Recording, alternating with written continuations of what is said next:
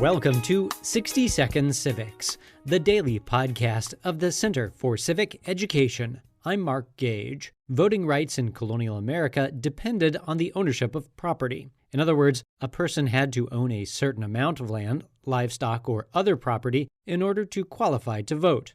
One of the key purposes of government for the colonists was the protection of property. So, some Americans thought that it was reasonable to predicate voting rights on the ownership of property, typically owning at least 50 acres of land. Land was easier to obtain in America than in Britain. In fact, indentured servants were sometimes awarded land once their term of indenture was up.